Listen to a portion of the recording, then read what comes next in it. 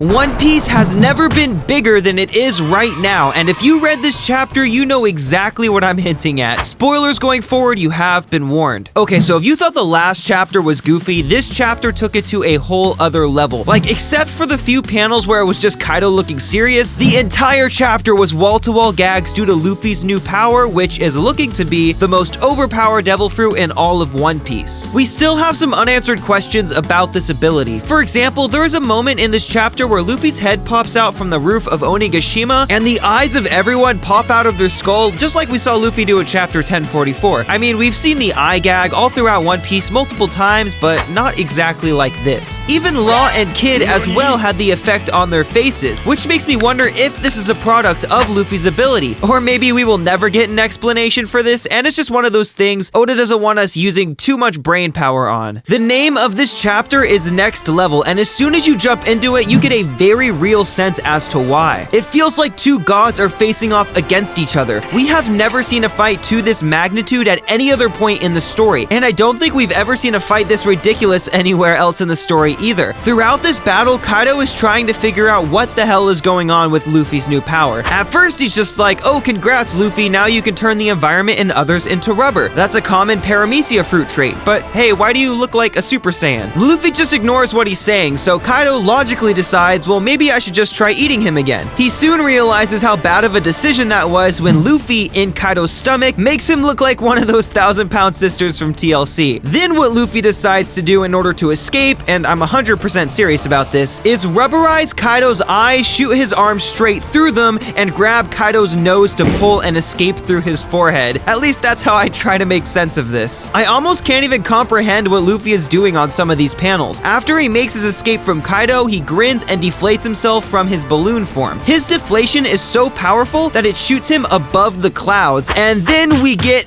this. Another theory is finally confirmed. Luffy reappears in the snap of a finger, engulfing the entire sky in his new giant form. Luffy in this panel literally looks like a deity. And you want to know the first thing I thought of? No, not the giant filler episode in the anime.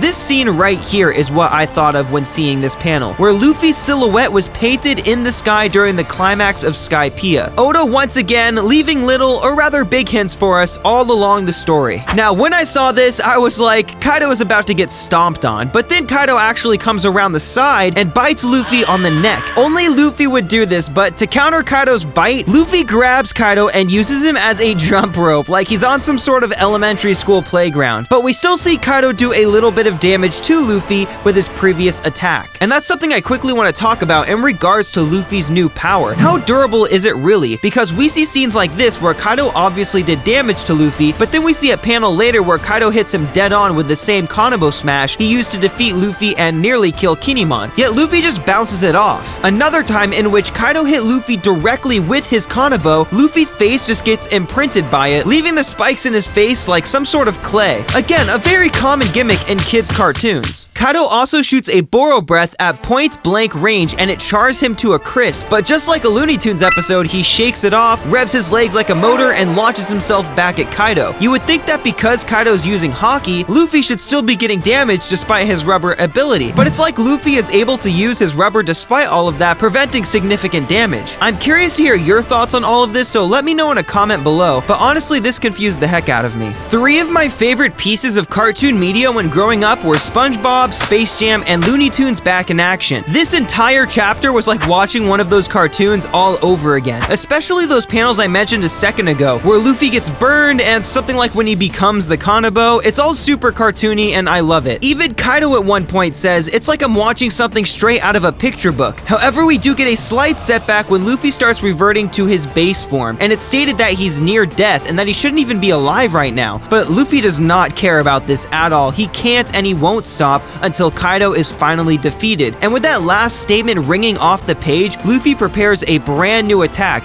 and punches Kaido straight through his face. For the first time ever, Kaido is the one to be knocked out. And of course, Kaido is going to get back up again, but I'm pretty sure this is officially the first time we have seen Kaido with his back on the floor, white eyes, and no pupils. Luffy has definitely got some great hits in, but not like this. This is also a really weird move that is kind of hard to comprehend. We see Luffy's fist go straight through Kaido's face, with his entire entire hand coming out the other side, meaning Kaido's face must have been rubberized, right? We then see Luffy pull his hand out of Kaido's face, and when he does, it looks like it's coated in armament hockey. And when we get a look at Kaido again, there is no hole in his face, but he's knocked out. So this whole move is extremely confusing to me. One way this could make sense is that when Luffy punched Kaido, he was using Conqueror's hockey coating and armament hockey coating, so that even though Kaido's body is rubberized, his punch still damaged him, while explaining the fact that we don't see the black metallic look as Luffy's hand goes through Kaido's head. Also, by punching all the way through Kaido's head,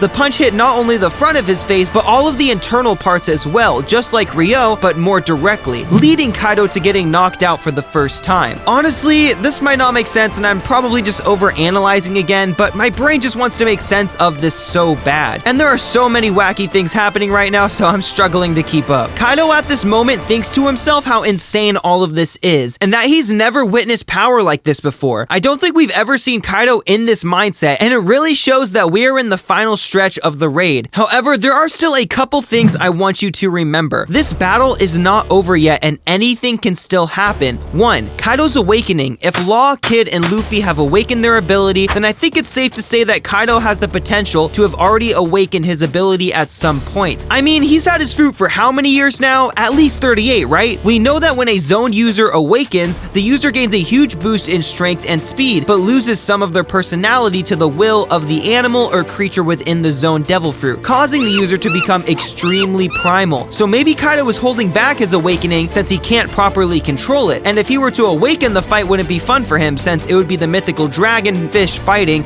not himself. However, I do think that Kaido's awakening is still a very possible last hurdle that Luffy will have to overcome in these final chapters of the raid. Speaking of the final chapters of the raid, my final point is, how will Wano end? We all know how much Oda is looking forward to drawing that last panel of Wano, but how far off is that? Will Oda end Wano with Act 3, or is Wano still following the 5-act structure? For those who don't remember, the 3rd act of a kabuki play is supposed to end with a great tragedy, and I think most people would agree with me when I say we have not seen that great tragedy yet. We are currently witnessing some of the funniest, hopeful, and most epic moments in the entire series. Something that I think needs to happen to Luffy is an ultimate test of his newfound enthusiasm. Maybe I'm wrong on this, but I have a feeling in the back of my head that something is coming to shake up the attitude of this story. Something incredibly dark. Like, I feel that Oda is going to try and throw the most horrific situation at Luffy, and then Luffy is going to somehow find a way to pull through and make it all better. I mean, it makes sense given how Oda created the story, right? He took a kids show based on Vikings, a brutal and ruthless group of people, and pirates, a brutal and ruthless group of people, to create this amazing, funny, hopeful story that we have today. There were a few other things that led to the creation of One Piece, and I want to encourage you to learn what those things are by clicking this video right here before the video ends.